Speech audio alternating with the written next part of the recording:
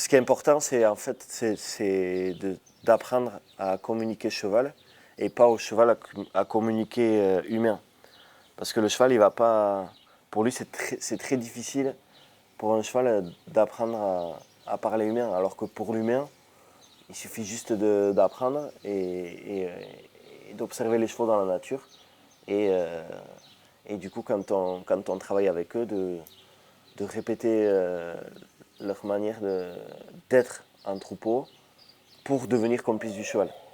Et à partir du moment où en fait on comprend comment un cheval vit et on comprend comment un cheval réagit et on comprend comment un cheval est, et ben, on obtient beaucoup de choses des chevaux. Alors que si on va dans le principe où on est humain et le cheval doit s'adapter à l'humain, on devient un prédateur parce qu'on impose au cheval une façon de se comporter qui n'est pas naturelle pour lui. Et du coup, forcément, il y aura de la résistance et il y aura un cheval qui ne sera pas du tout en confiance et qui sera potentiellement dangereux. Parler cheval, c'est de savoir déjà dans la nature les observer.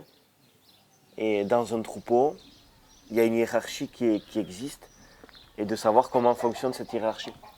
Et comment un cheval qui est le dominant du troupeau va interagir avec les autres chevaux qui sont pas dominants et qui sont à la merci de ce cheval dominant là. Et du coup, l'objectif c'est pas de devenir le dominant. L'objectif c'est de faire comprendre au cheval qu'on va être son partenaire et qu'il peut avoir une confiance à 120% en nous parce qu'on aura le bon geste au bon moment, toujours une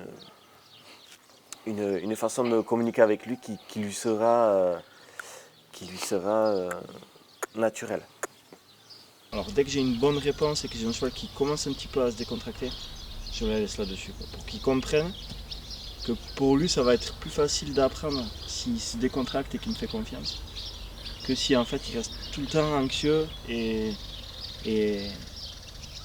sur le qui-vive. À partir du moment où on veut dominer le cheval, ben on n'en obtient pas grand-chose.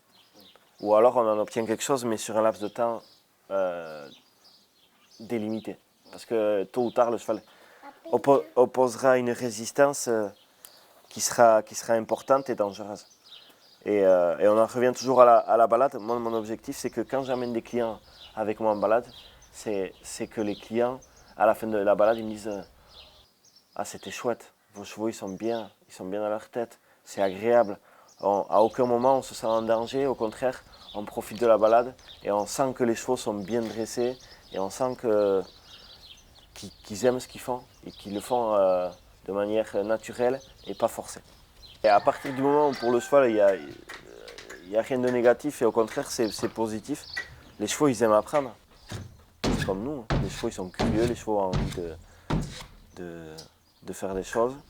Et on le voit parce qu'ils nous le rendent beaucoup. À la base, c'est pas naturel pour un cheval de sauter un obstacle de 1m40 avec un cavalier sur le dos. Donc, c'est pas naturel pour un cheval d'aller traverser une rivière avec un cavalier sur le dos.